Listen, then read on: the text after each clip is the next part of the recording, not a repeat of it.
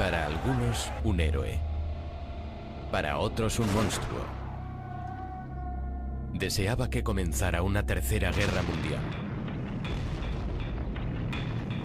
Ante las exigencias del imperialismo, La CIA y las fuerzas especiales norteamericanas conspiraban para derribarle. Su muerte está envuelta en un velo de misterio. Su cuerpo fue enterrado de forma secreta en una tumba sin nombre. Pero aquel hombre de quien todos esperaban que el mundo se olvidara iba a convertirse en una leyenda.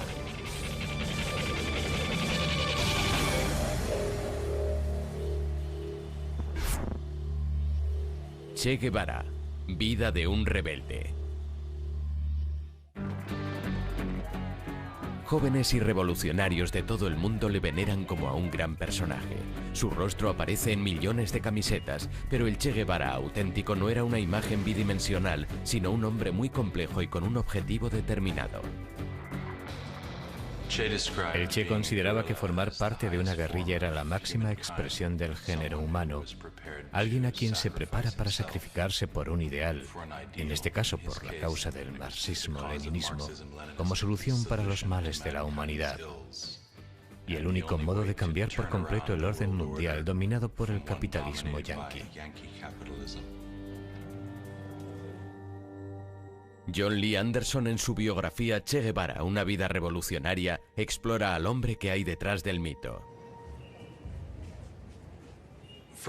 En primer lugar, quería averiguar qué había llevado al hijo de una antigua y acomodada familia argentina de clase media, con todo a su favor en la vida, a abandonar una existencia cómoda y convertirse en el revolucionario más famoso e implacable de su época. 14 de mayo de 1928. Che Guevara nace como Ernesto Guevara de la Serna en la ciudad de Rosario, Argentina. El padre del Che era Ernesto Guevara Lynch. Su madre Celia procedía de una ilustre familia española. En Altagracia y en general en Buenos Aires también. Carlos Figueroa es un... Altagracia, que eran, podían ser Cádiz, o hijos de choferes, o hijos de caseros.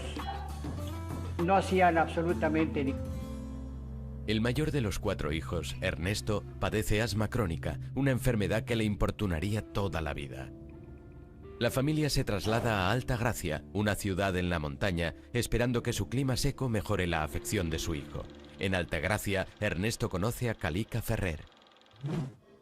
Cuando éramos jovencitos, aclaro que Ernesto tenía muy mal oído, bailaba, le decíamos que bailara una cosa y estaban tocando. El Ernesto adolescente era famoso por su hipersexualidad.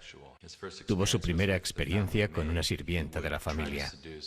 Intentaba seducir a todas las mujeres de cualquier tipo, edad o apariencia. Uno de los rasgos más insólitos de Ernesto es su falta de higiene, lo que le hace ganarse el apodo de chancho, en otras palabras, cerdo. Que él le llamaba la semanera, que la cambiaba una vez por semana.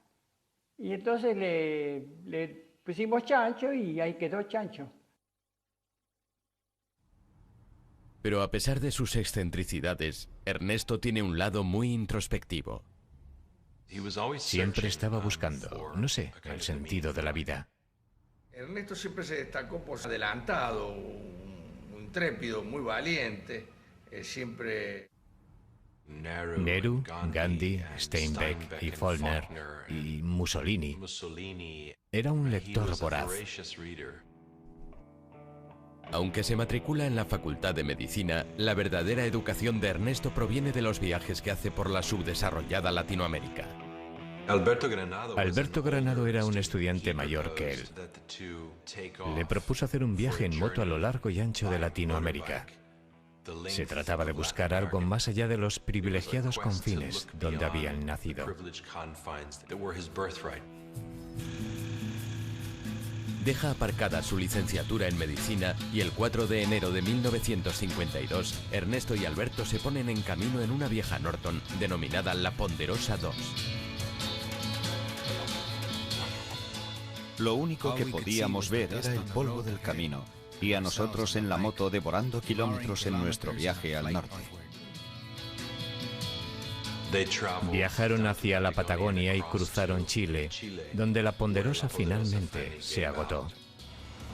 Abandonan la moto y viajan a pie y en la parte de atrás de los camiones y se dirigen a la zona interior de Chile.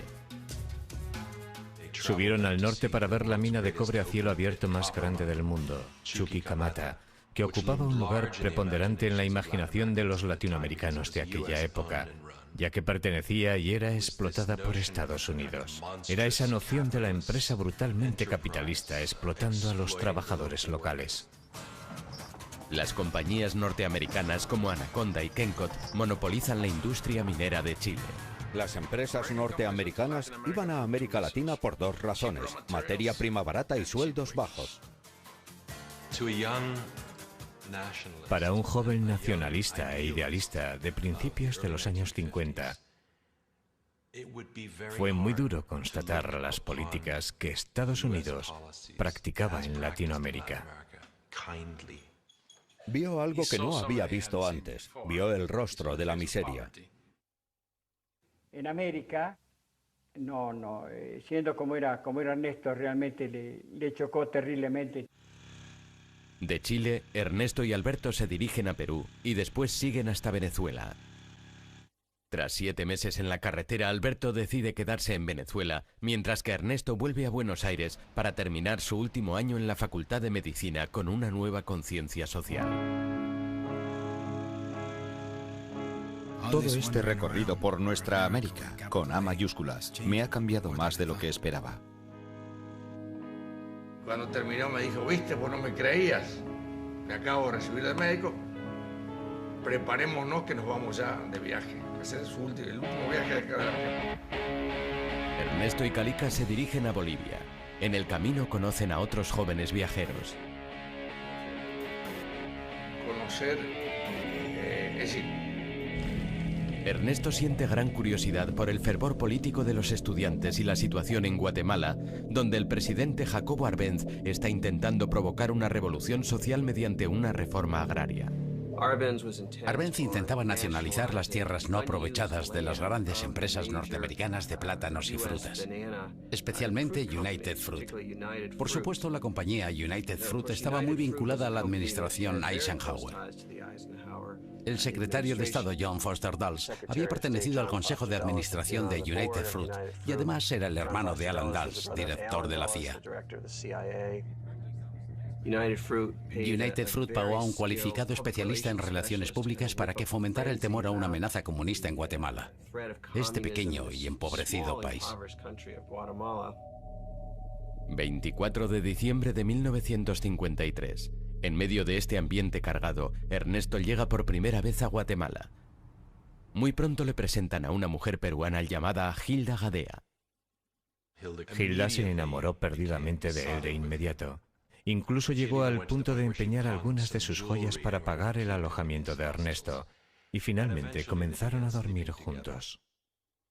Ernesto conoce a través de Hilda a los seguidores de un abogado cubano de 26 años, Fidel Castro. Este había encabezado un asalto al cuartel de Moncada, la segunda guarnición más grande que había en Cuba, en su audaz intención de derrocar al presidente de Cuba, general Fulgencio Batista. Muchos de los que asaltaron el cuartel eran estudiantes, exestudiantes, trabajadores, emprendedores, y muchos fueron torturados hasta la muerte, y los que sobrevivieron, incluidos Fidel Castro y su hermano, fueron encarcelados. Castro tiene que cumplir 15 años de sentencia, pero Ernesto está profundamente impresionado con aquellos hombres. A diferencia de sus amigos cubanos, Ernesto no está comprometido con ninguna causa o ideología, pero la destitución de Arbenz, el presidente de Guatemala, cambia sus puntos de vista. El primer golpe de Estado en Latinoamérica patrocinado por la CIA tuvo lugar en Guatemala en 1954. Digamos que el ejército se asustó y se le dijo a Arbenz que dimitiera, y eso fue lo que hizo. El 27 de junio de 1954 sube al poder Castillo Armas. Muchos le ven como un títere de Norteamérica. Comienza por arrestar a comunistas sospechosos y amenaza a todo aquel relacionado con el antiguo régimen con la cárcel y posiblemente con la ejecución. Ernesto se refugia en la embajada argentina. terminó por convencerse de que los Estados Unidos eran, tal como los denominó después, el enemigo de la humanidad. Jacobo Arbenz Guzmán sucumbió antes del frío, agresión premeditada de Estados Unidos, escondida tras una cortina de humo de propaganda continental. Ahora, Ernesto se considera marxista. El comunismo parecía ofrecer un futuro y una ideología lista para aplicar en una nueva sociedad que podría surgir de las cenizas de la antigua. Ernesto Guevara se fue de Guatemala convertido en un individuo radicalizado, en busca de una revolución en la que poder luchar.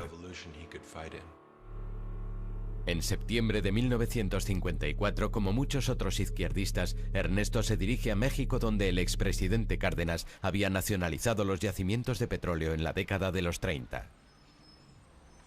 México tenía una posición histórica como uno de los países en la órbita de Estados Unidos, pero a finales de siglo supo hacer frente al imperialismo yanqui. Ernesto se vuelve a poner en contacto con sus amigos cubanos, que le presentan a Raúl Castro, quien tras cumplir 22 meses de cárcel por su papel en el asalto de Moncada, va a México e intenta reconstruir la organización de su hermano mayor, Fidel. Se cayeron bien. A diferencia de Fidel, que estaba aún en prisión, era marxista. Batista tiene que rendirse ante la presión internacional y deja en libertad a Fidel Castro, que solo había cumplido 2 años de sentencia. También Fidel se dirige a México. Castro había intentado derrocar la dictadura por la fuerza de las armas en aquel loco asalto al cuartel de Moncada, asalto que muchos consideraron un acto temerario. Ahora estaba exiliado de su patria.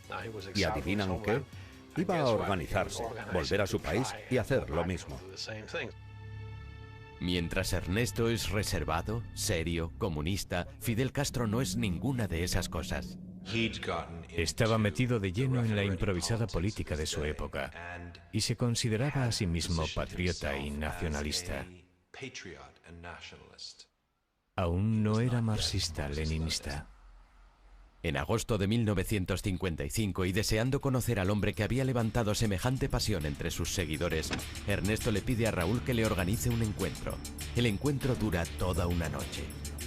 Una incidencia política es haber conocido a Fidel Castro, el revolucionario cubano. Un hombre joven, inteligente, seguro de sí mismo y de una audacia extraordinaria. Creo que hay una mutua simpatía entre nosotros. Comparten muchas ambiciones y el mismo demonio, los Estados Unidos. Ernesto es invitado a unirse al movimiento 26 de julio, denominado así por la fecha del asalto al cuartel de Moncada. El único no cubano del grupo queda asignado como médico de la organización y se le da el nombre de Che. Los argentinos dicen Che cuando hablan unos con otros. Es un antiguo término que significa oye, y así empezaron a llamarle Che. Hilda se había quedado en Guatemala y ahora se reúne con Ernesto. Hilda le dijo que estaba embarazada. Aquello fue un golpe tremendo, pero Ernesto decidió hacer lo correcto y se casó con ella. Poco después del nacimiento de su hija, Hildita, el Che se vuelca totalmente en el movimiento y en la gran ofensiva en Cuba. Casi inmediatamente partió para pasar largos periodos de tiempo en un rancho a las afueras de la Ciudad de México, donde recibió entrenamiento militar. Se convirtió en uno de los mejores tiradores del grupo. Pero pronto se corre la voz y el Che, junto a Fidel Castro y la mayor parte de los miembros del movimiento 26 de julio que están en la ciudad, son detenidos. Permanecen en la cárcel durante un mes. Tras su puesta en libertad, el movimiento sigue de forma clandestina. Fidel Castro continúa con sus planes de derrocar a Batista y compra un viejo y destartalado barco por $15.000, unos 11.000 euros, apropiadamente llamado Granma, es decir, anciana, para llevar a su pequeño ejército de 82 hombres de México a Cuba. Tienen prevista una travesía de 5 días. El Che escribe una carta a su madre en la que le informa de sus movimientos. Hilda se la remitirá en caso de que muera en la batalla. Básicamente se despide de Hilda y de su pequeña hija y les dice que si sobrevive se volverán a ver. Pero la revolución le llama. A las 2 de la mañana del 25 de noviembre de 1955, 82 hombres embarcan en el Granma. Con nuestras luces apagadas dejamos el puerto de Tuxpan, entre un revoltijo infernal de hombres y todo tipo de materiales. Las palabras de Fidel empiezan a hacerse realidad. En 1956 seremos libres o seremos mártires. Su causa era la revolución latinoamericana y su siguiente objetivo Cuba, liberar Cuba. Había dejado de llamarse Ernesto Guevara, se había convertido en el Che.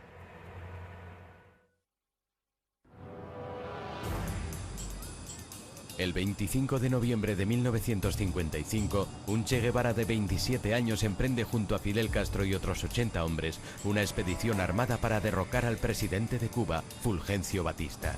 El pequeño ejército embarca en un viejo barco llamado Granma y se dirige a La Habana. A 150 kilómetros de la costa de Florida, la isla de Cuba disfruta los beneficios de una industria turística en auge. La Habana era el prostíbulo del Caribe, era un lugar donde los norteamericanos iban a pasar fines de semana de desenfreno. Había espectáculos de sexo en vivo, coristas, estaba llena de prostitutas y de drogas. Era un ambiente de carnaval al que muchos turistas norteamericanos acudían en manada. Había algunos aspectos positivos, pero había otra Cuba, y la otra Cuba estaba gobernada militarmente por la dictadura. Aunque la administración Eisenhower apoya a Batista, muchos cubanos le consideran un dictador despiadado. Fulgencio Batista era el mayor matón que hubiera gobernado nunca en un país latinoamericano. Y era alguien de quien se daba por hecho que estaba en deuda con los intereses económicos de Estados Unidos, con los intereses de la mafia norteamericana en Cuba. El séptimo día de la travesía a bordo del Granma ha sido turbulento. Todo el barco tenía un aspecto tan ridículo como trágico. Hombres con rostros angustiados agarrándose el estómago, algunos con las cabezas metidas en los cubos, otros tumbados en posiciones extrañas, inmóviles, con sus ropas manchadas de vómitos. Fue un absoluto desastre. Se desorientaron, se cayó un hombre por la borda. Después le salvaron. Cuando finalmente llegaron a la costa de Cuba, atracaron en el lugar equivocado. Llegan a Cuba con 2 días de retraso y a plena luz del día. Cuando el viejo barco se acerca a la playa Las Coloradas, choca con un banco de arena. Se hundieron y tuvieron que tomar tierra en una marisma.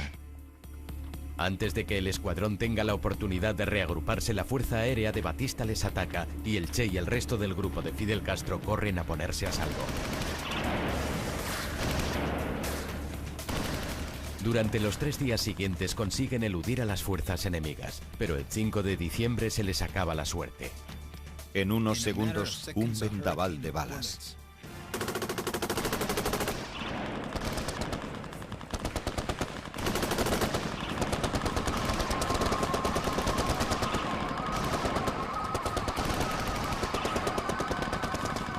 Esto solo aumentado por las escenas dantescas y grotescas. Un robusto guerrillero intentando esconderse tras el tronco de una caña de azúcar y otro, sin saber por qué, pidiendo a gritos silencio en medio del tremendo alboroto. Más de 2/3 fueron masacrados de inmediato. El Che resultó herido en el cuello. En una fracción de segundo tuvo que elegir entre llevarse su rifle y munición o su botiquín de primeros auxilios. Dejó el botiquín y cogió la munición. Cuando el Che se reúne finalmente con Fidel Castro y el resto del grupo, se quedó impresionado al ver los pocos que quedan del grupo. Solo 17 de los 80 hombres a bordo del Granma sobrevivieron. Entre ellos el Che y los hermanos Castro, Fidel y Raúl. La invasión fue tal desastre que en las primeras informaciones se decía que Fidel y el Che habían muerto. Fidel Castro, el Che y los otros se reagrupan y se dirigen hacia la cadena montañosa de Sierra Maestra. Sierra Maestra era la cordillera más cercana a la costa donde habían desembarcado. Fidel planeaba situar allí la base de su movimiento guerrillero. Sierra Maestra es un lugar que alberga desertores, contrabandistas y campesinos. En aquellos momentos ni yo, ni los campesinos de la zona teníamos conocimiento de que existían movimientos. A los 16 años, Dariel Ramírez, apodado Benigno, trabajaba en la granja de su padre en Sierra Maestra. Y la edad que yo tenía en aquellos momentos iba a los 17 años. Recelan de aquellos extraños en las montañas. ¿Quiénes son estos extraños barbudos y malolientes que llevan armas y que han importunado nuestras vidas de forma tan ruidosa? Fidel Castro intenta convencer a los campesinos para que se unan a él y a sus hombres. Decidió que tenía que convencer a los campesinos de que él iba a llevar a cabo una reforma agraria. Y lo consiguió robando vacas a los terratenientes, liberándolas y transfiriéndolas a las zonas de los campesinos. Aquello era un movimiento popular equitativo. Castro decide que ha llegado el momento de que se oiga la presencia rebelde y planea atacar un puesto militar en la zona. El Che se dirige a su primera batalla. El 22 de enero de 1957 los rebeldes tienden una emboscada a una patrulla militar.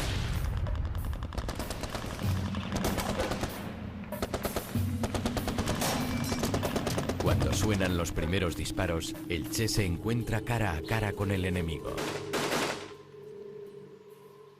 Le disparó en cuanto le vio, y parece ser que estuvo midiendo sus propias reacciones para ver cómo se sentía, y se sentía bien. Se sintió bien. El pequeño grupo ahora tiene que enfrentarse a la ejecución de uno de su grupo. Descubrieron que un hombre llamado Eutimio Guerra, uno de los primeros colaboradores del grupo, era un traidor, un espía. Fidel le sentenció a muerte. Nadie dijo nunca quién había ejecutado a Eutimio Guerra, pero en el diario personal del Che se puede confirmar que fue él, y lo describe con todo detalle.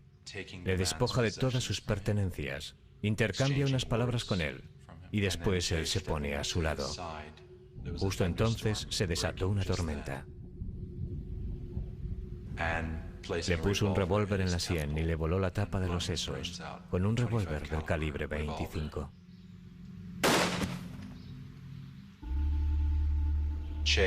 El Che, como médico, inspeccionó la entrada y la salida de la herida y escribió que había dormido bien después de lo que había hecho.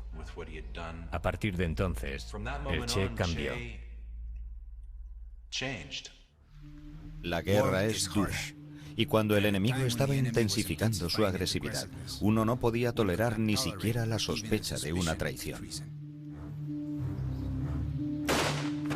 Desconozco el número total de los ejecutados por Che Guevara, pero ciertamente fueron muchos.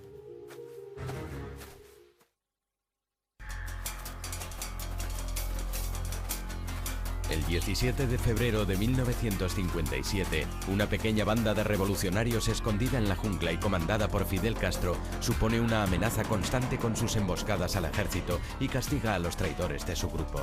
Pero gracias en parte a la falta de piedad de Che Guevara, el grupo va ganándose la fama de ser un grupo fuerte y violento.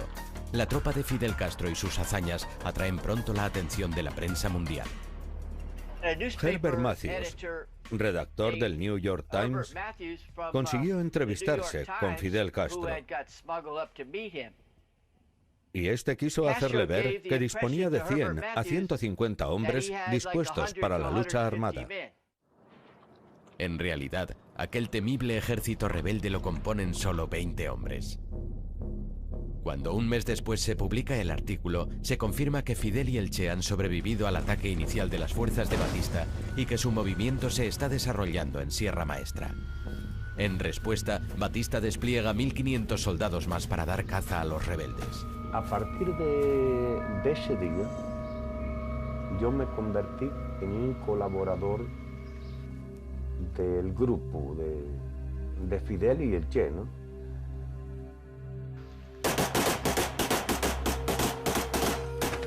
Que ya tenía confianza con ellos Mientras tanto, el 26 de julio, miembros urbanos se alistan en el ejército rebelde, entre ellos Chuck Ryan, un estudiante norteamericano de 19 años que reside en la bahía de Guantánamo, donde su padre trabaja como médico para la Marina norteamericana. Teníamos mucha relación con los cubanos. Éramos todos amigos. Íbamos a sus bodas, bautizos y ese tipo de celebraciones.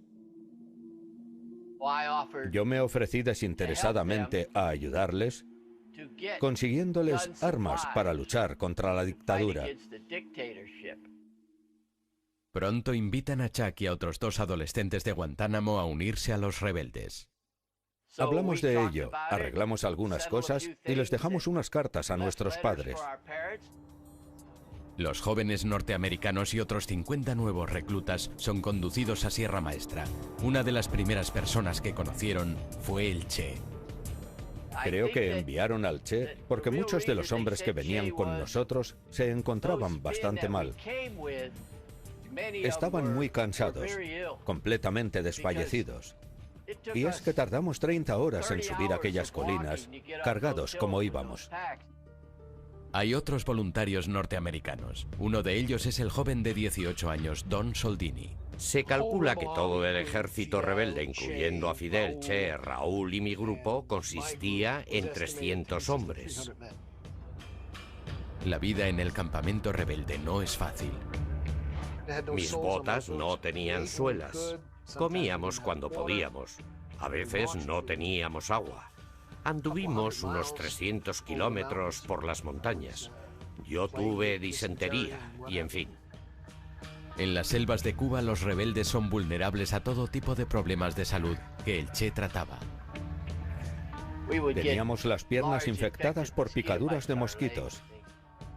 Y él nos atendía, nos quitaba las postillas y nos aplicaba sulfamida. A los hombres les daba un poco de miedo que les tratara el Che. Le llamaban Doctor Sacamuelas. Era bastante brusco. Y no era famoso precisamente por su delicadeza. Además de sus funciones como médico, el Che demuestra reiteradamente su valía en el campo de batalla. Se dice que en más ocasiones que Fidel. El Che trataba siempre de poner en práctica la teoría del comunismo. Ir los comestibles, los alimentos por partes iguales. Su buena disposición para enfrentarse a la muerte, para arriesgar su propia vida, fue determinante para conformar un carisma muy poco común, que le proporcionó una fama casi legendaria. Se reveló como un hombre a quien los otros temían y además respetaban y admiraban. Viendo lo bien que el Che se conduce en batalla, el 12 de julio de 1957 Fidel Castro le asciende a comandante y le asigna el mando de su primera unidad militar, de 75 hombres, denominada Columna número 4. Aquella asignación me hizo entonces el hombre más feliz del mundo. Algunos se sintieron fascinados por sus dotes de mando y su carisma, sobre todo los chicos muy jóvenes. Muchachos de 15, 16 años. Algunos de ellos eran unos granujillas que se habían convertido en sus discípulos. Llegaron a ser conocidos como los cachorros del Che. Era todo para ellos. Un hermano mayor, un padre, un jefe de guerrilla, un instructor y sobre todo un ideólogo. Les daba clases de alfabetización. Quería que leyeran y escribieran. Otros intentan no atraer su atención. Tengo que reconocer que el carácter del Che Guevara era una complejidad de alma y corazón. Y a veces lo veía con una tranquilidad que condenaba a un chivato a muerte. En octubre, el Che tiene una nueva base en la mesa. Con esta nueva libertad de movimientos, comienza a organizar la zona, comenzando por un arsenal, una panadería, una carnicería e incluso un periódico llamado El Cubano Libre. En febrero de 1958 comienzan a emitir mensajes desde su propia emisora de radio, Radio Rebelde. No todos los guerrilleros saben que están luchando por una revolución comunista. Fidel nunca nos ha dicho de que aquello era comunismo. Los campesinos que lo acompañábamos Preocupaba mucho el poder y la retórica de Castro y quién era él. En aquella época era una especie de misterio. La CIA y el ejército estadounidense seguían proporcionando armas a Batista. Las tropas de Batista baten Sierra Maestra, pero aún así los rebeldes juegan con ventaja al ganarse el inestimable apoyo de la población local. El ejército de Batista estaba contra las cuerdas y Fidel eligió al Che para llevar la guerra al norte. Tras 18 meses en Sierra Maestra, es el momento de extender la guerra a otras partes de Cuba. Che Guevara y su columna marchan 600 kilómetros hacia la provincia de Las Villas, estratégicamente situada cerca de Santa Clara y la cuarta ciudad más grande de Cuba, a solo 4 horas de La Habana. A finales de 1958 conoció a Aleida March. Ella apoyaba el movimiento del 26 de julio. Aleida había pasado clandestinamente armas y mensajes desde las ciudades hasta el campamento del Che, pero en una de esas misiones la descubren. Acabó en las montañas y uniéndose al grupo del Che. Y al cabo de las semanas, cuando dejaron la Sierra del Escambray para luchar contra el ejército de Batista en las ciudades cercanas a Santa Clara, se convirtieron en amantes. Mientras tanto, la guerra de guerrillas se intensifica.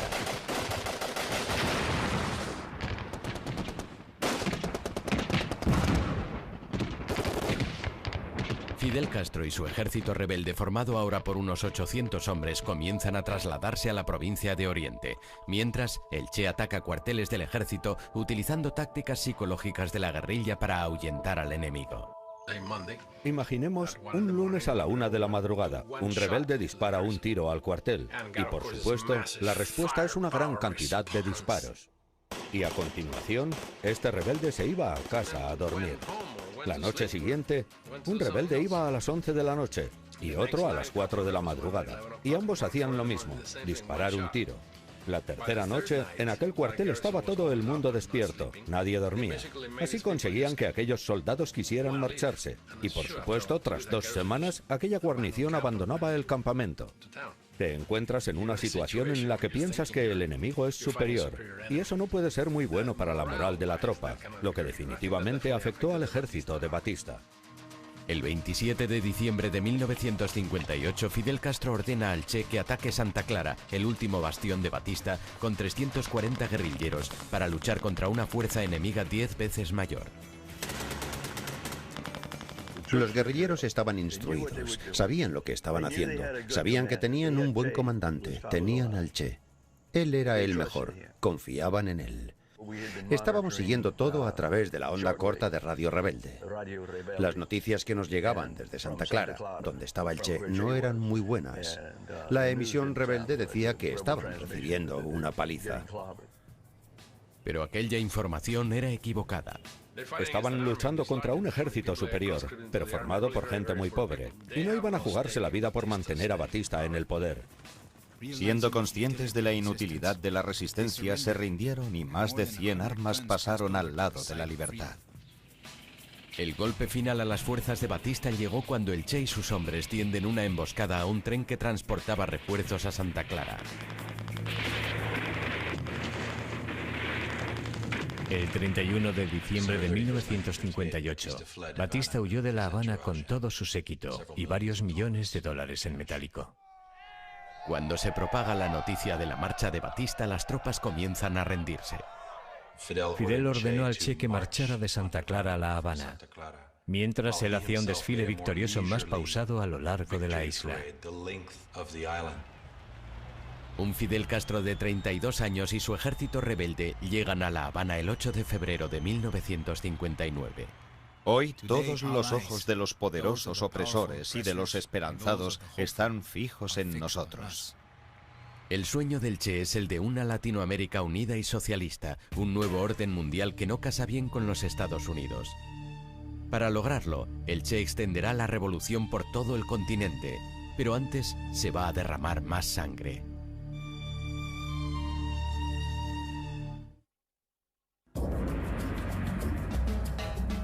...2 de enero de 1959, La Habana, Cuba. Tras 2 años de guerra contra las fuerzas del presidente cubano Fulgencio Batista, una guerrilla comandada por Fidel Castro y por Che Guevara se ha hecho con el control de Cuba. En La Habana, la tarea del Che va a consistir en respaldar al nuevo gobierno revolucionario en el poder, controlando y purgando todo tipo de oposición.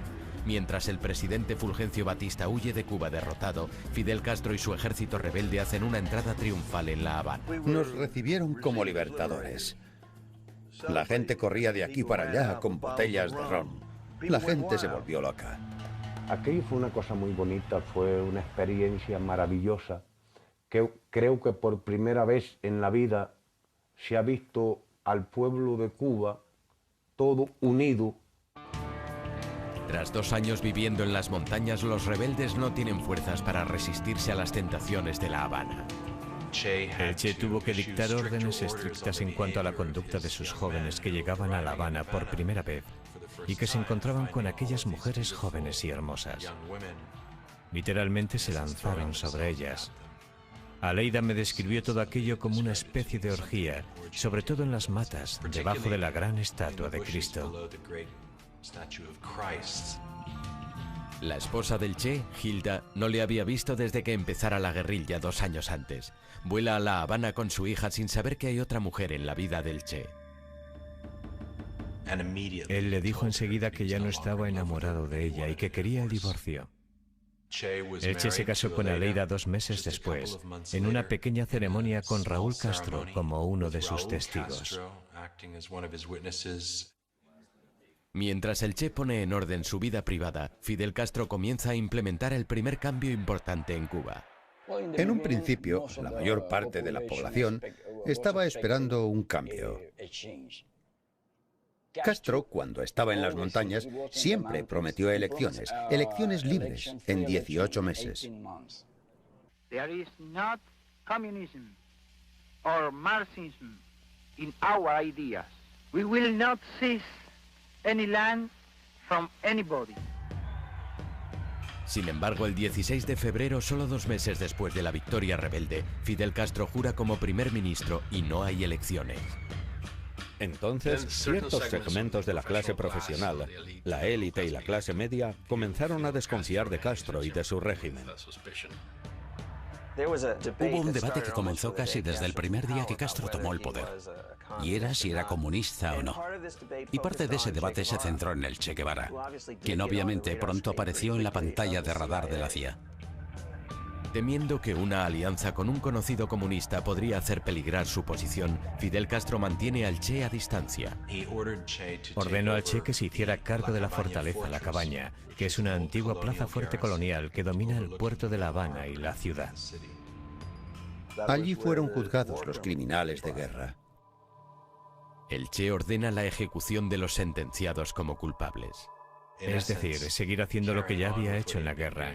Juicios sumariales a torturadores, a los hombres acusados de crímenes de guerra y llevando a término sus ejecuciones. Las ejecuciones ante el pelotón de fusilamiento se llevaban a cabo en La Cabaña. El guerrillero norteamericano Neil McCauley había pasado muchos meses con los rebeldes y ayudaba a adiestrar a los soldados. El jefe del pelotón de fusilamiento se dirige a él para que lleve a cabo la primera ronda de ejecuciones públicas. Le dije, esto es cosa de los cubanos, háganlo ustedes. Y él me dijo, no, porque ¿qué pasa si lo hacen mal? Necesitamos a alguien que al menos dé en el blanco. Me convenció. No me importaba. Iba a disparar a aquellos tipos con mucho gusto. Así que me acerqué, me puse al mando del pelotón de fusilamiento, les dirigí y le maté. Después acercaron al siguiente y también le maté.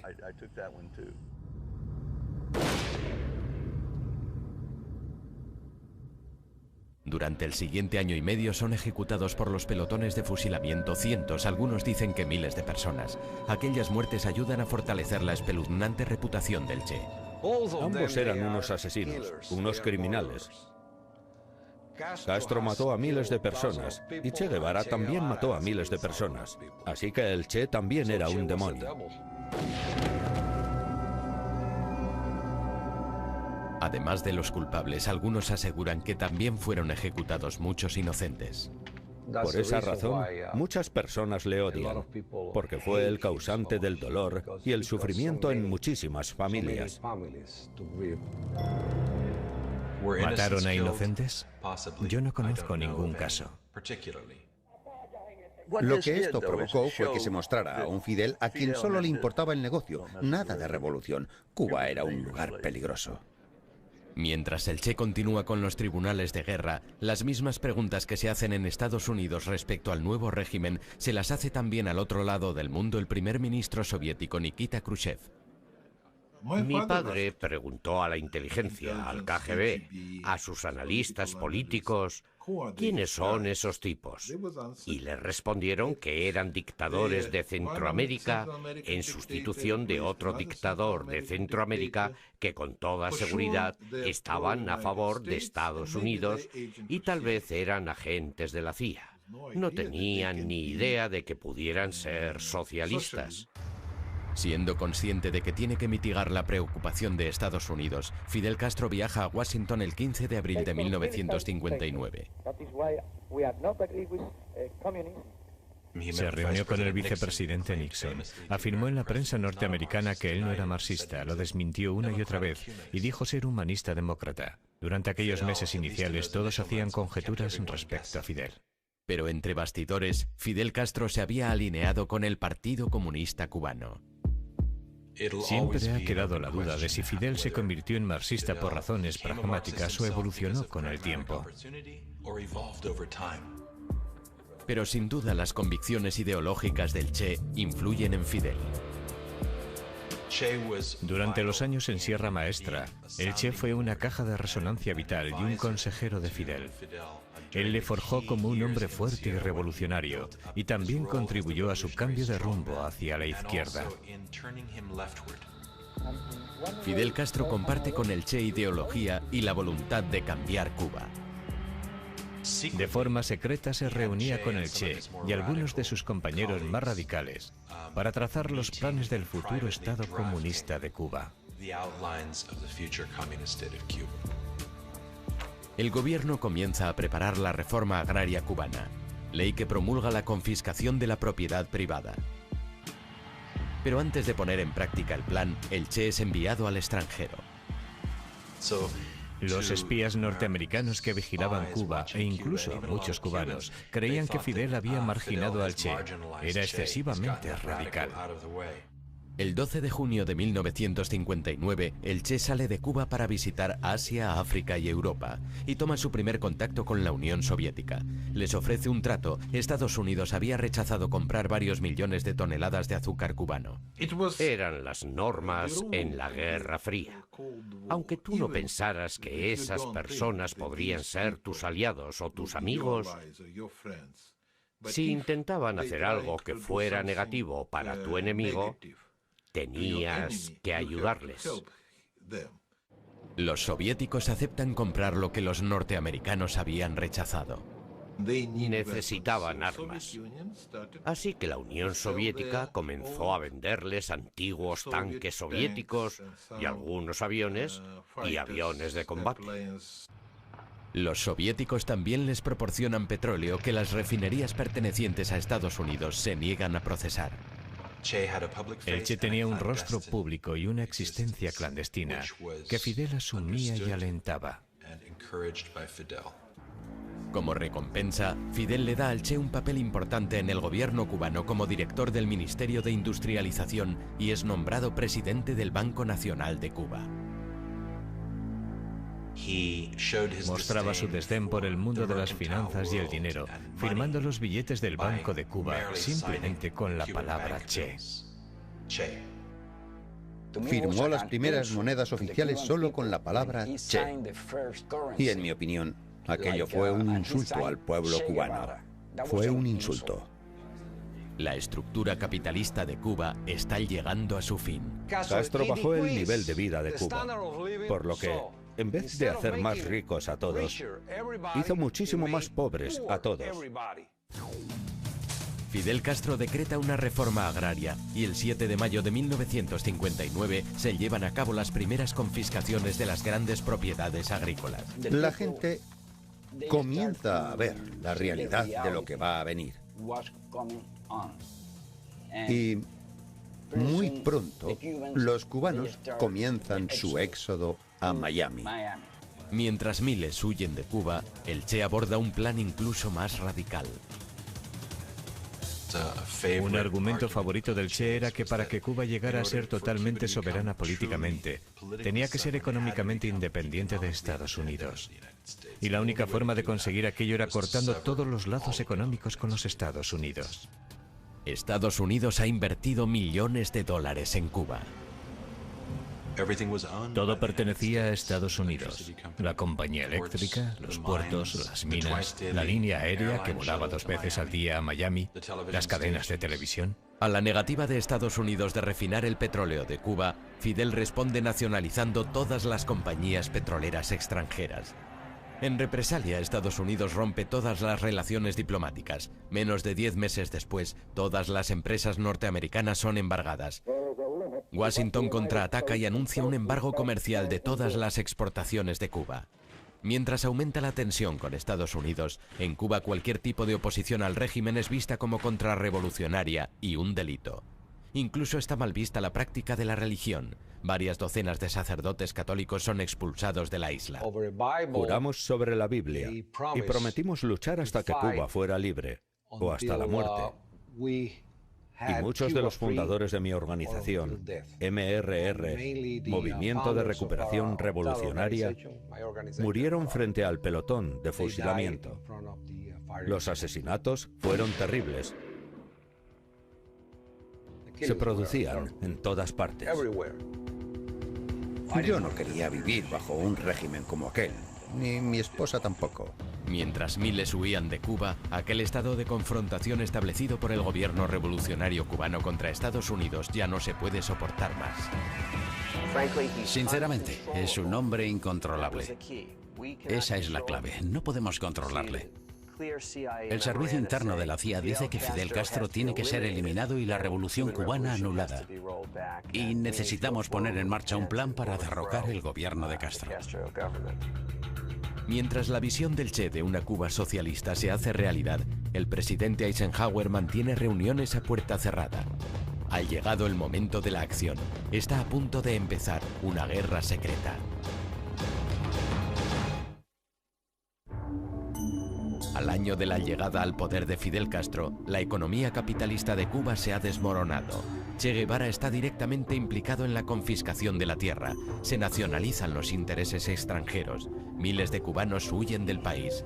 Se cortan las relaciones con Estados Unidos y Cuba se pone al lado de la Unión Soviética.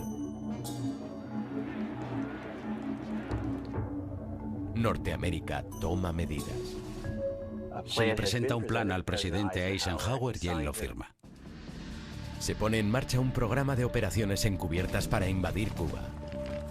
Estados Unidos respondió a la radicalización de Cuba desarrollando su mayor base de la CIA en Miami y recluta a miles de exiliados cubanos como colaboradores. Uno de los nuevos reclutas era un joven llamado Félix Rodríguez. Nacido y criado en Cuba, Félix huye con su familia a Miami tras la llegada al poder de Fidel Castro. Me enteré de que había campos de entrenamiento para ir a luchar contra Castro, así que me apunté. Tenía 18 años. Los exiliados cubanos se entrenan en Guatemala bajo la dirección de la CIA, y un pequeño grupo es enviado a Cuba. Nuestro equipo se infiltró en Cuba antes de la invasión para trabajar con la resistencia. En Estados Unidos, John Fitzgerald Kennedy jura su cargo como presidente el 20 de enero de 1961. En su primera reunión, el director de la CIA para la zona occidental le dijo: a no ser que elimine a Fidel Castro, a Raúl Castro y al Che Guevara como parte de ese plan, no va a ganar nunca. Este asunto va a ser interminable. Kennedy está de acuerdo. No solo apoyará el plan de la CIA para invadir Cuba, sino también las conspiraciones de asesinatos de la CIA. Así pues, en agosto de 1960, un alto oficial de la CIA llamado Richard Weissel autorizó a la CIA crear pastillas venenosas que serían enviadas a los contactos de la mafia dentro de Cuba y, de algún modo, colocadas en la comida de Fidel. Aunque los intentos de asesinato son fallidos, el plan para invadir Cuba comienza el 15 de abril de 1961. En el curso del enfrentamiento, Fidel finalmente se mostró tal como era en realidad y anunció que era socialista marxista-leninista y que en lo sucesivo el régimen iba a ser aliado de la Unión Soviética.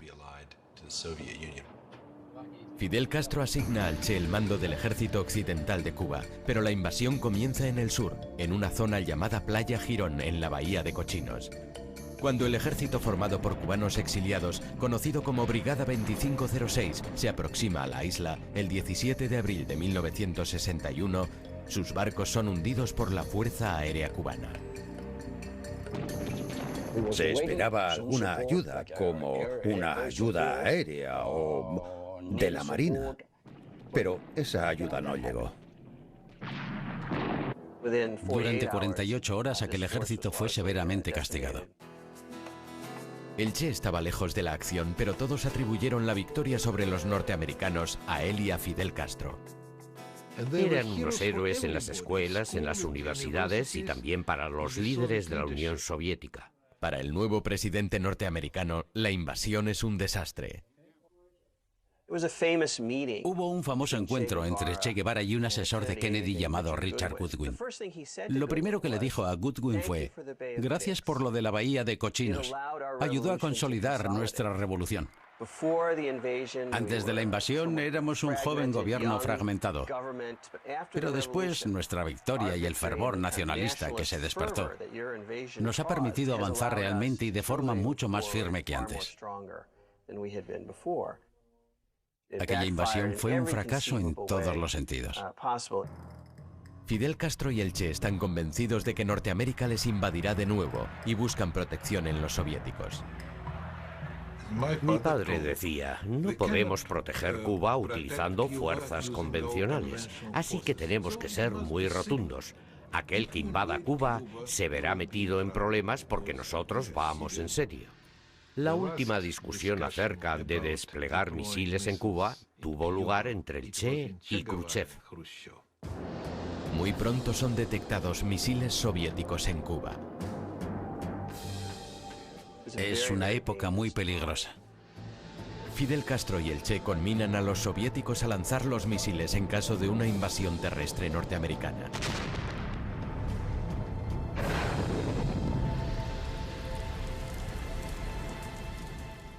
Castro se mostraba tan agresivo que Khrushchev le excluyó de aquellas negociaciones. Sin consultar con Castro ni con el Che, Khrushchev hace un trato con Kennedy. Norteamérica no invadiría Cuba y nosotros nos llevaríamos nuestros misiles. Para Fidel Castro y el Che, aquello es un acto de absoluta traición. Y fue el Che, el primer oficial cubano que se enfrentó a un oficial soviético para leerle la cartilla. Desilusionado con los soviéticos, el Che es consciente de que tiene que buscar otros socios de izquierdas. Encuentra lo que estaba buscando en China. La revolución maoísta era la revolución extrema y Che Guevara pertenecía a ese extremo. El Che se queda impresionado con los planes de Mao Zedong para llevar a China desde una sociedad agraria a una moderna sociedad comunista. El Che quiere hacer lo mismo en Cuba. Tiene una visión ideal del nuevo hombre socialista, aquel que trabaja para lograr un mayor bienestar general y no un beneficio personal. Ahora, en nuestra Cuba, trabajar tiene un nuevo significado y se hace con una alegría renovada. La idea era crear un nuevo hombre que estuviera dispuesto a sacrificarse en favor de los demás. Construir un paraíso socialista con trabajo duro y dedicación. Muy a menudo dormía en su despacho. Incluso algunas visitas famosas a veces le encontraron dormido en el suelo. Inició un programa de trabajo voluntario y en su único día libre, él mismo solía ir a cortar caña. Insta a sus colegas a que hagan lo mismo. En La Habana se ganó la fama de ser un poco aguafiestas. Su esposa Aleida y sus 4 hijos están también sometidos a su rígida ideología. En casa era austero y severo. Se negó a que su esposa Aleida usara el coche oficial del ministerio. Tenía que coger el autobús. Si algún dignatario extranjero le hacía un regalo, ella tenía que devolverlo.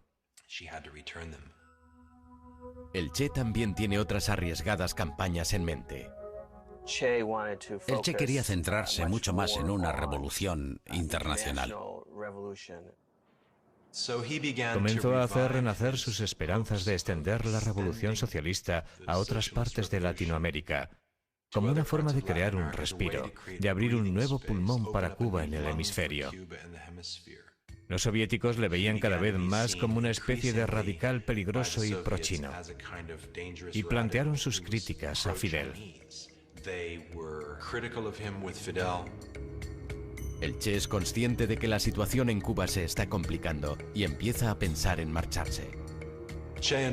El Che se daba cuenta de que Fidel era completamente dependiente económicamente de la Unión Soviética, y él estaba en condiciones de marcharse y revolucionar el mundo socialista. Para lograrlo tendrá que enfrentarse a la Unión Soviética, poner en peligro su relación con Fidel Castro y ponerse a sí mismo en la línea de fuego.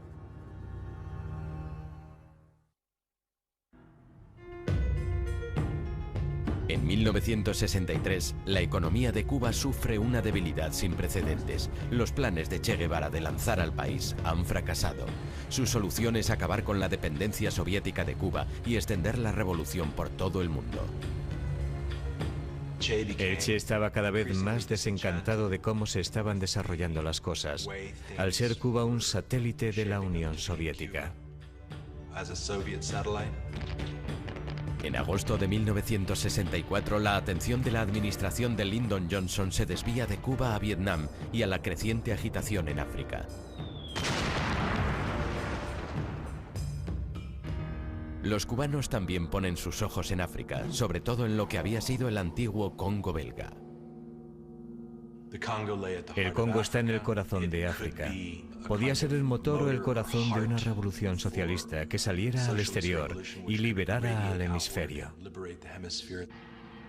El gobierno del presidente Kasavubu, apoyado por la CIA, lucha contra un grupo rebelde denominado Movimiento de Liberación del Congo. La CIA crea un ejército de unos 1000 mercenarios, la mitad de Sudáfrica y Rodesia, y la otra mitad de Europa.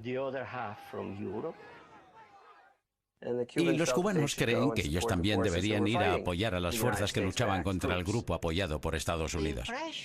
Y Che Guevara tenía la impresión de que era una revuelta muy fuerte y con unos líderes muy comprometidos. Con el Congo en mente preparado para una revolución, el Che se dirige a Nueva York y al país que durante tanto tiempo ha despreciado. Vino en diciembre de 1964 y pronunció un discurso en las Naciones Unidas.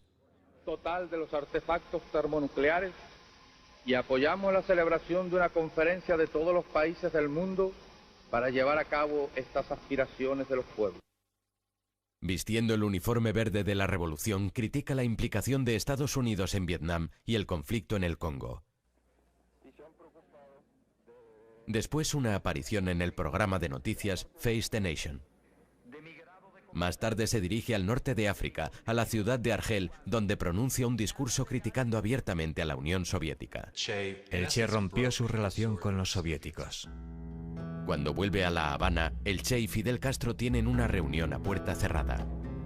Habiendo arremetido contra los soviéticos, que eran al fin y al cabo la mano que estaba dando de comer a Cuba, habiendo mordido esa mano, Fidel tuvo que decirle: Che, creo que es el momento de que te vayas. Y el Che le dijo: yo también pienso lo mismo. El Che cree que podrá volver a recuperar el apoyo perdido con una exitosa campaña en el Congo. La misión es ayudar, apoyar y entrenar a los rebeldes en una guerra de guerrillas. El Che recibió la bendición de Fidel y desapareció del mapa de la política doméstica cubana. El Che y sus hombres llegan a la ribera congoleña del lago Tanganica el 24 de abril de 1965. Mira, era una situación muy difícil. Lo primero que en el Congo no había nada preparado. En el caso del líder rebelde congoleño, Laurent Kabila, visitó el frente solo una vez. Kabila llegó en una lancha motora con un par de prostitutas y varias botellas de whisky. Los mismos hombres del Che casi se amotinan contra él cuando vieron al lado de qué tipo de hombres estaban luchando. No había dirigentes, no había hombres para hacer la revolución, no se había organizado nada. El máximo dirigente de la lucha. El Che espera poner en forma a los rebeldes y organiza algunas batidas exitosas, pero en el proceso pierde a 6 de sus hombres. Durante casi un año el Che no aparece en público. La CIA creía que había muerto o le habían asesinado cuando se fue de Cuba. 3 de octubre de 1965. Como respuesta a las especulaciones de que él había ordenado el asesinato del Che, Fidel Castro lee una carta que el Che le ha escrito. Siento que he cumplido la parte del deber que me ligaba a la revolución cubana en su territorio. Me despido de ti, de los camaradas, de tu gente, que ahora es la mía. Formalmente renuncio a mi puesto como líder del partido, a mi cargo de ministro, a mi rango de comandante y a mi ciudadanía cubana. Nada legal me ata ya a Cuba.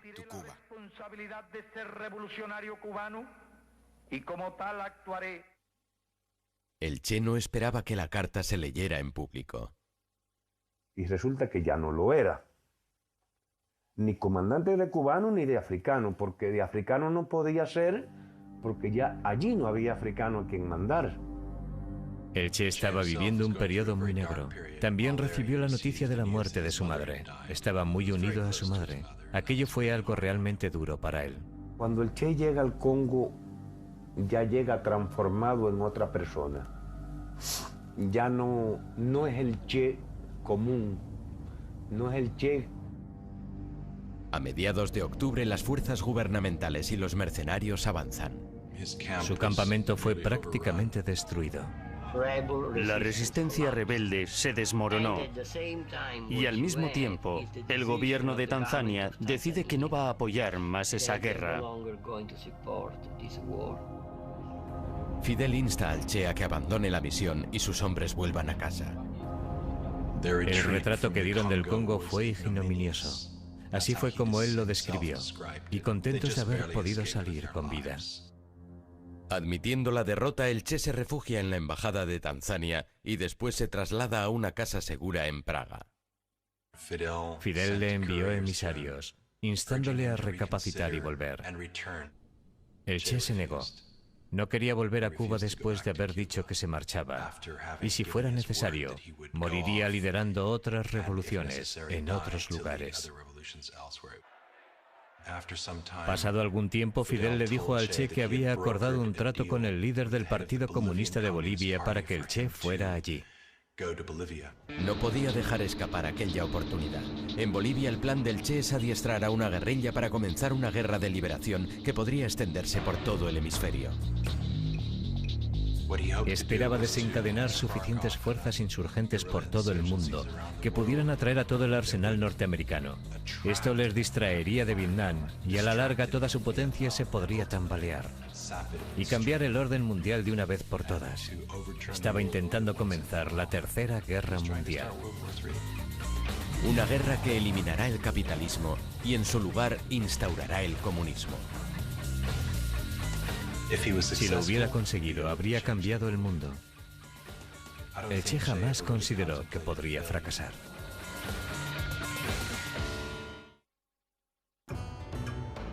Después de la misión fallida en el Congo y de que la carta de su adiós a Fidel saliera a la luz, el Che se niega a volver a Cuba sin un éxito.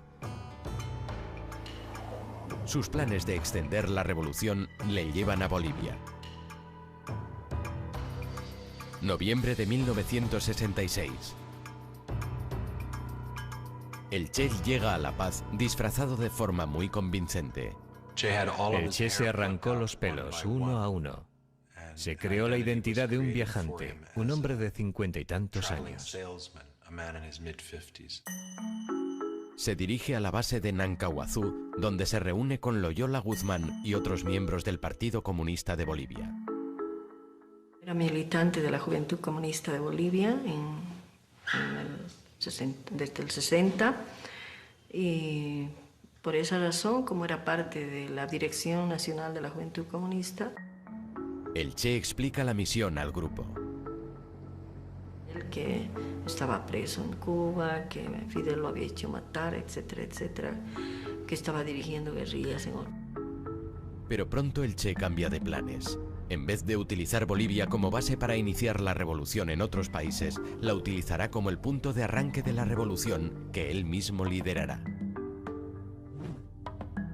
El secretario general del partido, el señor Monge, fue al campamento y habló con el Che Guevara.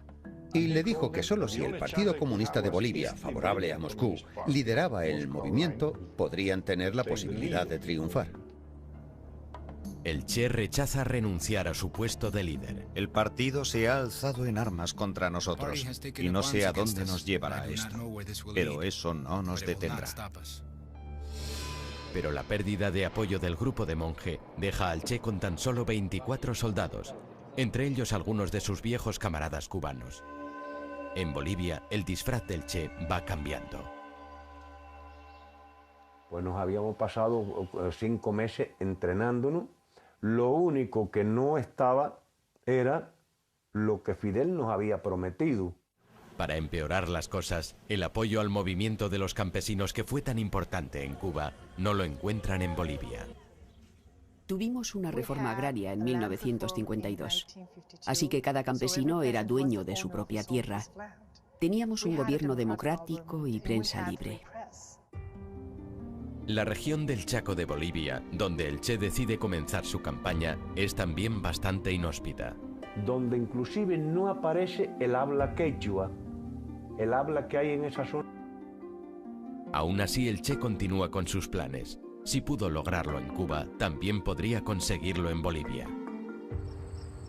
19 de marzo de 1967, al Che y sus hombres se unen unos cuantos viejos conocidos, entre ellos el marxista francés Regis Debray y 2 viejos adeptos a la revolución, el artista Ciro Bustos y una antigua espía de la Alemania del Este y supuesta agente del KGB llamada Tania. Firmemente comprometida con la causa comunista, Tania es el único enlace entre la guerrilla y el mundo exterior. Tania, al perder nosotros a Tania, perdimos todo. Porque aún con la negación del Partido Comunista de Bolivia de no incorporarse a la lucha, con todo el engaño de... Pero en una de sus incursiones por la selva es descubierta. Tania tiene que quedarse con la guerrilla, pero para algunos las condiciones son demasiado difíciles. La primera información salió de los desertores. Ellos confirmaron la información de que había extranjeros en la región armados y con la intención de crear un ejército guerrillero. El ejército envía a la zona una patrulla de 40 hombres. Y la guerrilla tendió una emboscada a aquella patrulla. Y el 10 de abril tuvimos otras 2 emboscadas. La guerrilla tendió una emboscada a otras 2 patrullas. El Che decide dividir el grupo en 2. Un líder rebelde llamado Joaquín se quedará en la retaguardia mientras el Che va a la vanguardia. Da instrucciones a Regis Debray y a Ciro Bustos para que hagan llegar un mensaje a Fidel Castro. En el intento son capturados y hechos prisioneros por el ejército boliviano. El sargento Miguel Arroyo les interroga. Ellos sí, ellos fueron, pero él prácticamente por voluntad, porque él estaba muy preocupado, Bustos graficó la imagen de todos los guerrilleros. Ahí se pudo detectar ya la aparición de Guevara, porque lo saca con barba y con su cachimba. Ya. Regis Debray confirma la identidad del Che. Cuando reapareció en Bolivia en 1967 había que ver los informes de la CIA diciendo: bueno, sí, suponemos que estábamos equivocados cuando pensábamos que en estos últimos años podría haber muerto, pero parece que está vivito y coleando y promoviendo la revolución en la selva de Bolivia. La CIA envía un par de agentes a Bolivia en junio de 1967. Uno de ellos es Félix Rodríguez, el hombre que a los 18 años se había preparado para la Bahía de Cochinos. Se ha ofrecido a asesinar al Che y a Fidel Castro. El gobierno boliviano estaba seguro de que él estaba intentando promocionar la guerrilla en la zona. Con la evidencia de que el Che intentaba comenzar una guerra de guerrillas en su país, el presidente boliviano empieza una campaña propagandística contra ellos. Crisis porque no se podía ir a comprarse nada, salir porque aquí no tenemos mercado, teníamos que ir al Chaco a traer. Con el Che Guevara de nuevo en el punto de mira, Norteamérica empieza a prepararse para ayudar a los bolivianos. Está muy claro que durante el verano de 1967 este asunto pasa a ser absolutamente prioritario para la CIA. Lyndon Johnson seguía día a día la evolución de los pasos que se daban para localizar y eliminar al gran revolucionario Che Guevara.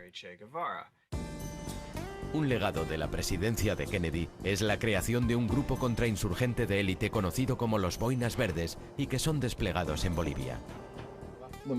La misión consistía en entrenar, empezando de cero, un batallón boliviano, entrenándolo específicamente para perseguir al Che Guevara y su guerrilla. Se seleccionan 800 soldados bolivianos que son entrenados en un campamento llamado La Esperanza. Metódicamente, ¿no? Pero acá nos dimos el gusto de mucha práctica con munición de guerra, particularmente con ametralladoras, con fusil. Eran unos estudiantes muy dispuestos, ponían mucho entusiasmo, llegaron a ser buenos soldados. Como las cosas se caldean en Bolivia, el Che decide que es hora de marcharse, pero no sin todos sus camaradas. Han pasado 4 meses desde que la columna del Che vio por última vez a la retaguardia que dejaron en el campamento con los enfermos, incluida Tania. Físicamente estaba muy mal. Tenía un cáncer de útero que la estaba matando. El informe de la guerrilla decía que apenas podía caminar, por lo que estaba retrasando los movimientos de la guerrilla. El Che quiere reunirse con el grupo para dirigirse a los Andes y poder escapar. A solo días de diferencia, ambos grupos comienzan a trasladarse por separado hacia Río Grande. El 31 de agosto, la columna de Joaquín llega allí la primera. Preguntaron a un campesino cómo hacer para cruzar el río. Pero el campesino les delata e informa al ejército del lugar exacto por donde Joaquín piensa cruzar el río. Y cuando comienzan a cruzar, sufren una emboscada. Y los matan, incluyendo a Tania, la única mujer del grupo. Le dispararon a ambos brazos, después al cuerpo y se hundió en el agua. Básicamente todo el grupo fue aniquilado, con la excepción de 2 individuos. Una vez que sus camaradas de la segunda columna fueran eliminados, la historia de Che Guevara en Bolivia fue realmente una historia de supervivencia. Una especie de viaje épico. Se movieron por una jungla terrible, calurosa, llena de espinos, hacia los Andes. Desnutridos, sufriendo emboscadas, enfermos. En septiembre, un Che de 39 años y sus hombres han estado moviéndose por la dura jungla boliviana durante 10 meses. El Che pierde casi la mitad de su peso. Su cabello está apelmazado y largo. Sus hombres tienen alucinaciones. El chino Juan Pablo Chan, ciego, o sea, miope, sin gafas, se le habían roto. Tenía problemas en sus piernas, no se podía... El Che envía a Benigno a buscar las tan necesitadas provisiones. Cuando se acercaban al pueblo de La Higuera, se encontraron con una emboscada del ejército.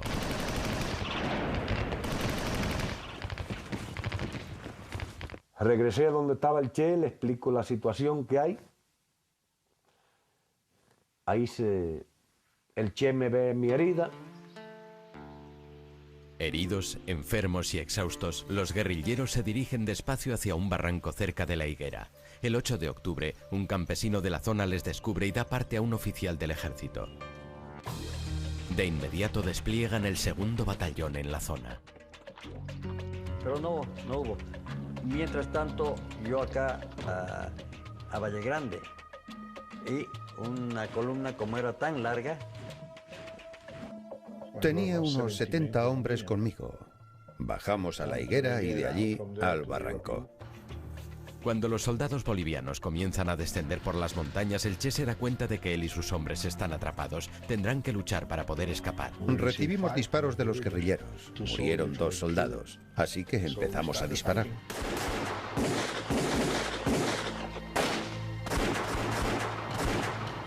Los soldados superaban en número a los guerrilleros.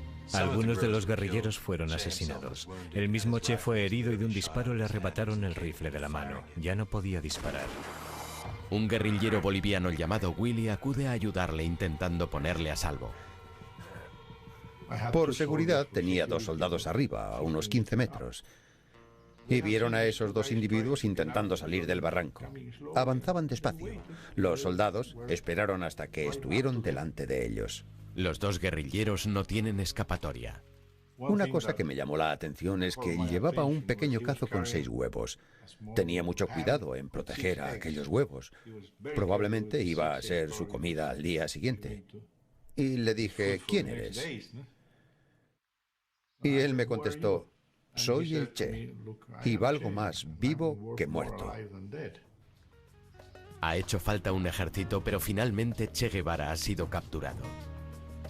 Los bolivianos están sedientos de sangre, pero los únicos que pueden salvar al Che son aquellos a los que él odia tanto.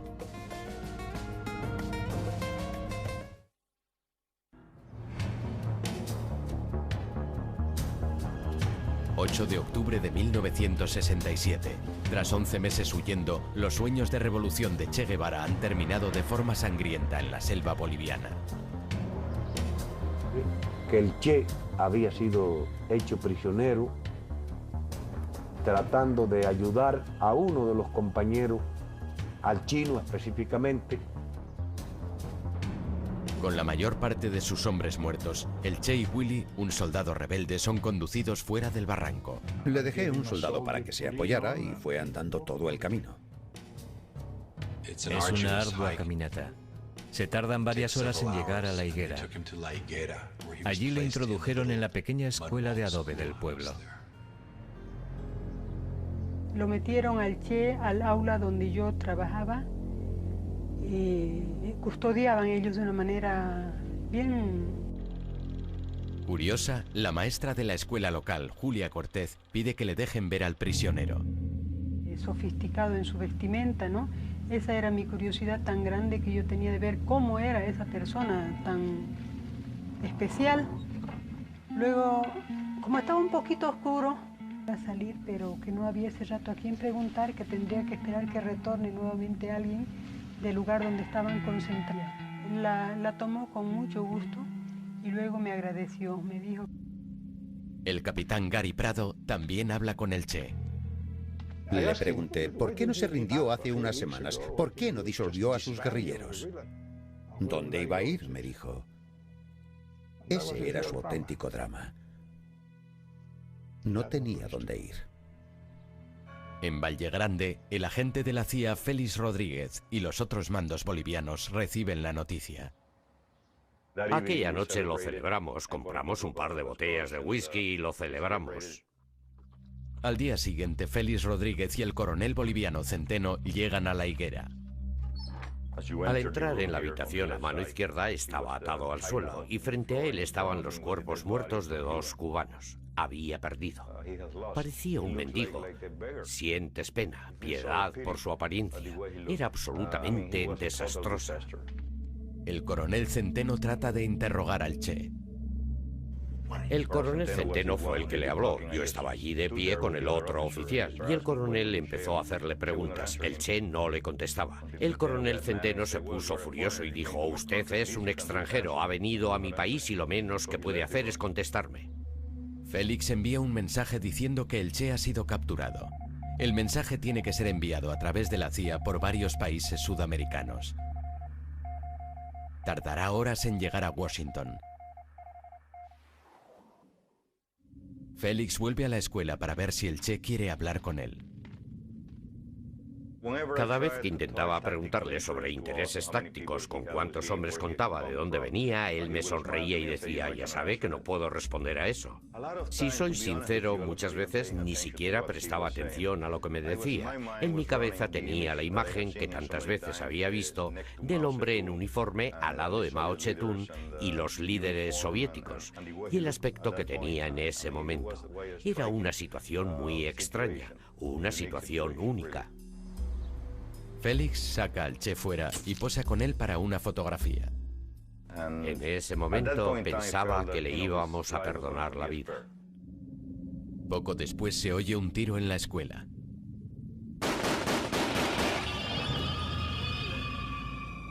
Pensé que le habían disparado al Che. Fui corriendo, abrí la puerta y él me miró. Le miré, fui a la otra habitación y le vi a Willy que estaba agonizando. Y el soldado que le disparó me dijo, mi capitán intentaba escapar, lo que era ridículo. Recibió la orden de ejecutarle. Al final de aquella mañana llega un mensaje del alto mando de Bolivia en La Paz, dirigido al oficial de mayor rango en aquel lugar. El coronel Centeno estaba en el campo, todos los capitanes estaban con él. Allí solo estábamos 2 tenientes y yo. En la higuera yo tenía el rango de capitán, por lo que me llamaron a mí. Los bolivianos tienen un código cifrado. Sabíamos de antes que 500 significaba el Che, 600 muertos, 700 mantenerle vivo. Les pedí que me lo repitieran y lo confirmaron. Era 500-600 del alto mando. Entonces fue cuando recibí la orden 500-600. El coronel Centeno regresa a la higuera. Félix le sugiere revocar la orden. Mi coronel, hay órdenes de sus mandos de eliminar al prisionero. La orden de mi gobierno es intentar mantenerle vivo a toda costa. Tenemos helicópteros y podemos llevarle de aquí a Panamá. Pero los bolivianos no se volverán atrás. El Che es demasiada responsabilidad. Lo quieren muerto. Custodiaban ellos de una manera bien responsable, ¿no? Estaban... La maestra de la escuela, Julia Cortez, aborda a Félix. Entró donde yo estaba y me dijo, mi capitán, ¿cuándo le van a matar? ¿Por qué dice eso? Me mostró la radio y me dijo, en la radio están diciendo que ha muerto a causa de las heridas sufridas en el combate. En ese momento me di cuenta de que no tenía sentido esperar más. Sin noticias de Washington y con el presidente de Bolivia exigiendo la muerte del Che, Félix decide proceder a la ejecución. Era su decisión, su guerra, y él atacó a su país. Era su responsabilidad y yo no podía interferir. Dejé que la historia siguiera su curso.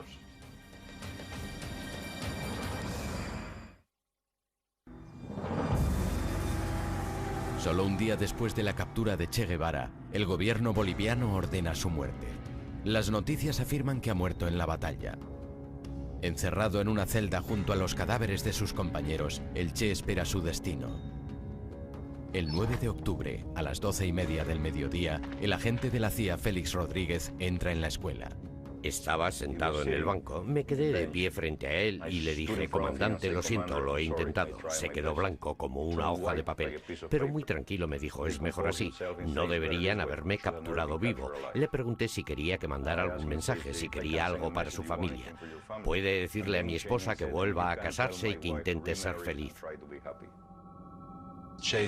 El Che se levantó. Pensó que Rodríguez iba a matarle en aquel momento. Félix me dijo que abrazó al Che como un gesto hacia un noble enemigo.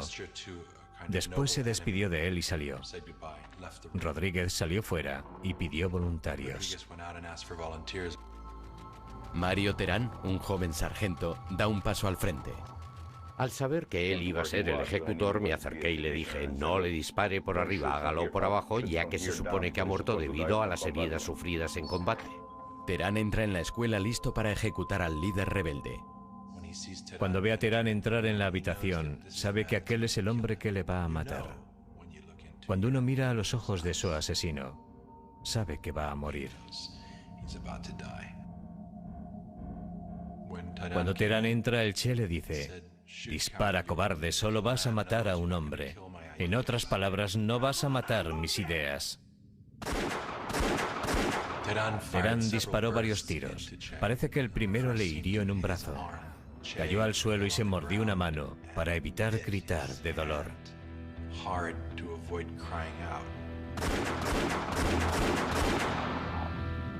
Después, Terán le remató con otra ráfaga. Entraron en su cuerpo unas 8 balas. La bala fatal le entró en el tórax y se asfixió en su propia sangre. Cuando llegaron el capitán Gary Prado y el capitán Centeno, entramos todos en la habitación. Y el capitán Prado dijo, mi capitán, creo que hemos terminado con la guerrilla en Latinoamérica. Y lo subieron al helicóptero en las alas, no lo han metido ni adentro. Y ahí yo lo he visto con mis ojos, todavía lo amarraron con una... Antes de que partiera el helicóptero, se acerca un sacerdote. Le dio la última bendición. El Che, un hombre ateo que no creía en Dios, recibió la bendición de la Iglesia Católica. Trasladan el cuerpo del Che al hospital local en Valle Grande. Personas de la zona recorren kilómetros para ver su cuerpo. Uno de ellos es el fotógrafo local, René Cadima. Servicio de inteligencia, ninguna persona enfoca cuando el Che esté llegando. Nadie saca fotos, nosotros le vamos a dar enseguida, no dijeron, que si no se le va a decomisar su cámara. Entonces no sacamos nada. Aquella noche Félix se reúne con militares de alto rango del ejército boliviano. A uno de los generales le preocupa que la gente no crea que ese sea realmente el cadáver del Che.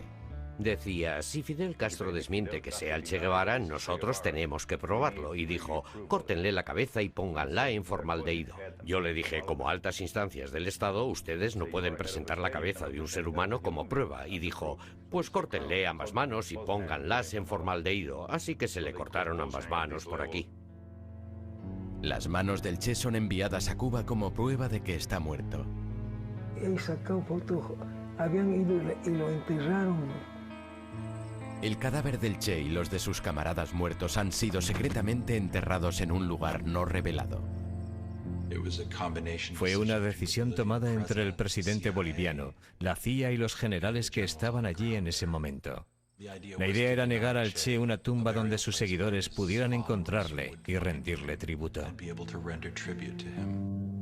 El 18 de octubre, Fidel anuncia la muerte del Che al pueblo cubano. Yo cuando supe de verdad de que el Che había muerto...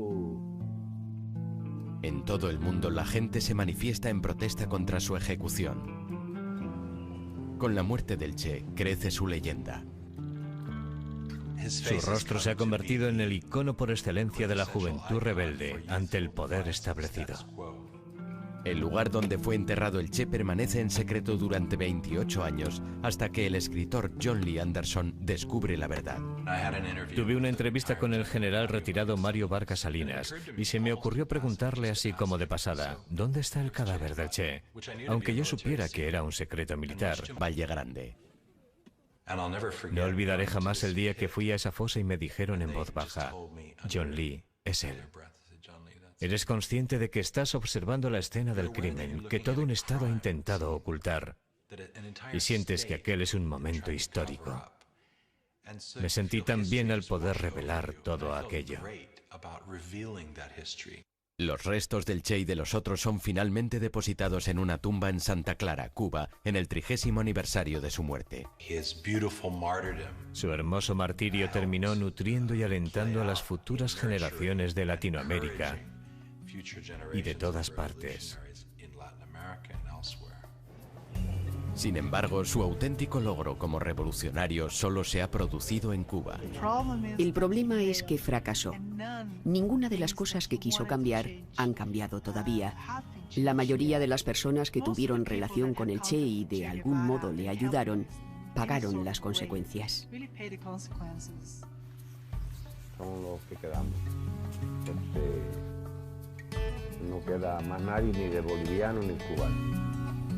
Te voy a decir una cosa, antes de contestarte esto. Yo en parte me alegro de que el Che... Benigno vive ahora en el exilio en París y en Cuba es considerado un traidor. El Che sigue siendo recordado en Bolivia. Su presidente socialista, Evo Morales, es un crítico de los Estados Unidos.